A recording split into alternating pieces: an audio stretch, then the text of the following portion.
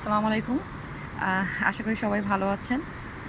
আবারও হঠাৎ করে নতুন ভিডিও নিয়ে চলে আসলাম। আসলে গতকালকে আমার ভিডিও আপলোড করার পরে আমি কিছু কোয়েশ্চেন পেয়েছি।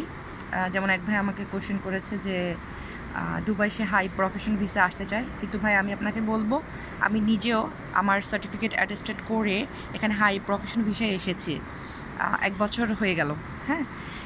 আপনি যদি এডুকেটেড হন নিশ্চয়ই আপনার তো সার্টিফিকেট আছে যেহেতু আপনি অ্যাটেস্টেড করেছেন। কিন্তু আপনাকে কিছু চ্যালেঞ্জ মাথায় নিয়ে আসতে হবে। সেটা হচ্ছে এই মুহূর্তে দুবাইয়ের কিছু জায়গায় ভিসা দিচ্ছে, বাট যে লাইসেন্সের আন্ডারে আপনি ভিসা নিবেন, আপনি খেয়াল করে যে ভাই আপনি আমাকে কোশ্চেন করেছেন এবং যারা আরও এই ব্যাপারে জানতে চায় তারাও একটু ক্লিয়ার করে ব্যাপারগুলো বুঝে নেন। সেটা হচ্ছে যে লাইসেন্সের আন্ডারে আপনার ভিসা হবে, প্লিজ সেই লাইসেন্সের মেয়াদটুকু আপনারা চেক করবেন। অনেক সময় দেখা যায় লাইসেন্সের মেয়াদ আছে 1 বছর, ঠিক আছে? আপনাকে তো ভিসা দিবে 2 বছরের। তখন যে সমস্যাটা হবে সেটা হচ্ছে, যখন আপনি 2 বছরের ভিসা পেলেন, ওই যে লাইসেন্সের আন্ডারে আপনি ভিসা পেয়েছেন তার যখন 1 বছর কমপ্লিট হয়ে যাবে, তখন সে কি আর তার লাইসেন্স রিনিউ করাবে? বেশিরভাগই কিন্তু এজেন্সি লাইসেন্স রিনিউ করে না। আমরা কিন্তু আবেগের বশে মনে করি না একবার যেয়ে গেলে, একবার ওখানে পৌঁছে গেলেই তো সব ঝামেলা শেষ। কিন্তু না ভাই, না। আমি বলবো আপনাদেরকে, একবার এখানে এসে গেলেই ঝামেলা শেষ না। হ্যাঁ, আপনার কাছে যদি ব্যাকআপ থাকে ভালো, আপনি যদি এটা এমন না খালি হাতে আসবেন না ভাই। আপনার যদি ব্যাকআপ থাকে যে আপনি 6 মাস 1 বছর চলতে পারবেন, এই ব্যাকআপটুকু নিয়ে আপনি দুবাই আসতে পারেন। যেমন আপনি একটা ন্যূনতম বেড স্পেসেও যদি আপনি এখানে আসেন, আপনার ন্যূনতম আপনি 400 খুব কমই পাবেন। দুবাইয়ের মধ্যে হলে 600-700 টাকা বেড স্পেস, একটা বেড স্পেস যেখানে এক রুমে 5 জন 6 জন 7 জন থাকবে, নিচতলা দোতলা করে। হয়তো আপনি এটা ইউটিউবে সার্চ দিলে পেয়ে যাবেন, এত ডিটেলসে যেতে চাই না। আর একটা বিষয় হচ্ছে যে, আর যদি আপনার নিজের কেউ থাকে আত্মীয় স্বজন যে আপনাকে জব খুঁজে দিতে পারবে। আর একটা সমস্যা কি জানেন, এখানে আত্মীয় স্বজনরা আরও দূরে দূরে পালায় বেড়ায়। কেন? জব খুঁজে দেওয়া আরও একটা বিশাল সমস্যা।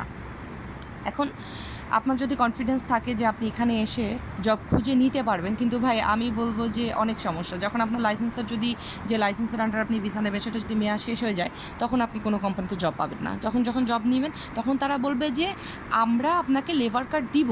যখন আপনাকে লেবার কার্ড তারা দিতে যাবে, যদি আপনার নিজের ভিসা উঠায় আসবেন এখানে, তখন কিন্তু ওই একই সমস্যা হবে। লাইসেন্সের মেয়াদ নাই, যখন লাইসেন্সের মেয়াদ শেষ হয়ে যাবে তখন কিন্তু তারা লেবার কার্ড দিতে পারবে না। তখন কী করতে হবে? আপনাকে আবার এই ভিসা ক্যান্সেল করে নতুন জবে যেতে হবে। আর এখানে এখন সর্বনিম্ন এখানে এখন যারা আপনি নতুন, যারা অ্যাজ এ ফ্রেশার হিসেবে আসবেন আপনার দেশে, আপনি আগেও আমি বলেছি যে আপনার দেশে আপনার যে অভিজ্ঞতায় ভাই থাকুক না কেন, এদেশে কিন্তু আপনি নতুন, এদেশে কিন্তু আপনি ফ্রেশ, আপনি যত শিক্ষিত হন না কেন। তো এখানে যদি আপনি এসে কোনো অফিসিয়াল জব করতে যান, সেখানে হচ্ছে বাঙালি হিসাবে আমাদেরকে গুনে না।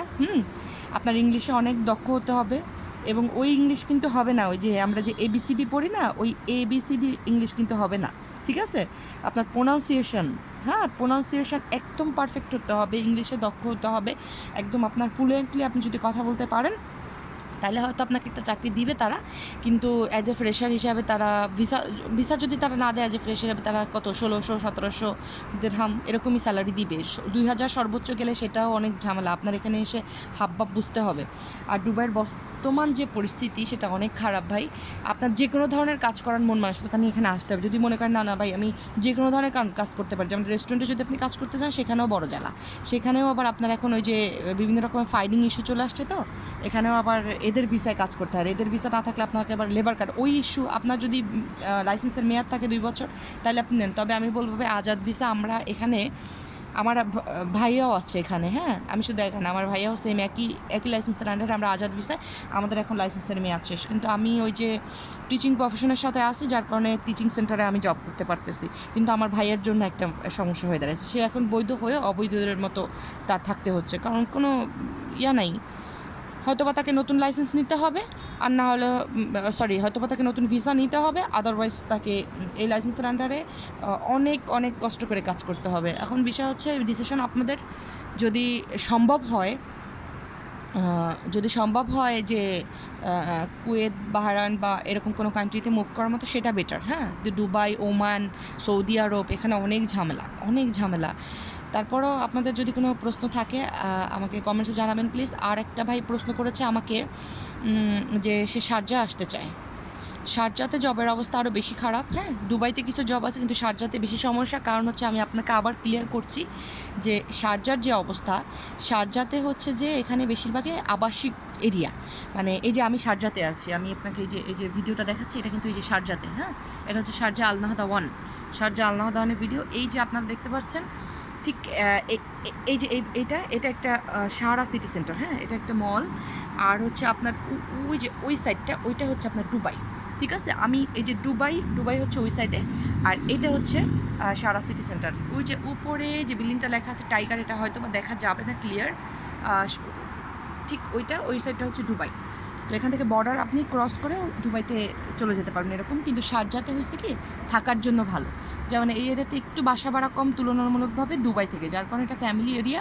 এখানে অনেকেই হচ্ছে আপনার থাকে, আর যাদের গাড়ি আছে তারা শারজাতে যায় অনেক সময়। যে এখান থেকে বর্ডার থেকে কাছে, যেমন আমার এখান থেকে অনেকেই হেঁটে যেয়ে পায়ে হেঁটে গিয়ে। আরেকটা হচ্ছে হাঁটার মন মানসিকতা থাকতে হবে, মানে হাঁটার জন্য প্রস্তুত থাকতে হবে। দুবাইতে আসলে প্রচুর হাঁটতে হবে, তা আবার গরমের মধ্যে। ঠিক আছে, এখন বিষয় হচ্ছে যে শারজাতে যদি আপনারা কেউ মনে করেন যে জব ভালো আছে, কিন্তু আমি বলবো না ভাই, শারজাতে জবের ফ্যাসিলিটি খুবই কম, আর জব পেতে গেলে এখানে স্যালারি অনেক লো দুবাইয়ের তুলনায়। হ্যাঁ, আর কম্পিটিশন অনেক বেশি, কিন্তু অনেকেই আছে যারা শারজাতে থেকে শারজাতে জব করতে চায়। এই কারণে হচ্ছে যে এখানে স্যালারি কম, আর এখানে কম্পিটিশন অনেক বেশি হবে জব পেতে গেলে। আর দুবাইতে একটু পসিবিলিটি আছে ভালো, কিন্তু এখন বর্তমানে সিচুয়েশন সব জায়গায় খুব টাইট। আর আমি বিশ্বাস করি ভাগ্য, আল্লাহ তালা যদি আসলে চেষ্টা আমরা করি, আর ভাগ্যে যদি আল্লাহ তালা ভালো কিছু রাখে, তা ইনশাল্লাহ হবে। কিন্তু আপনারা যারা আসতে চাচ্ছেন তারা একটু কষ্ট করার মন মানসিকতা নিয়ে আসতে হবে। ঠিক আছে, আর আর কি বলবো আজকে, আমরা তো আসলে এই সিচুয়েশনের শিকার। যাই হোক, আপনাদের নতুন কোনো প্রশ্ন থাকলে কমেন্টসে জানাবেন, আমি চেষ্টা করব কোনো ভিডিওর মাধ্যমে আপনাদের প্রশ্ন উত্তরগুলো দেওয়ার। কারণ হোয়াটসঅ্যাপ নাম্বার দেওয়া, জনে জনে অ্যান্সার করা আসলে পসিবল না, কারণ এটা অনেক সময় সাপেক্ষ ব্যাপার। ঠিক আছে, তো আজকের জন্য এটুকুই।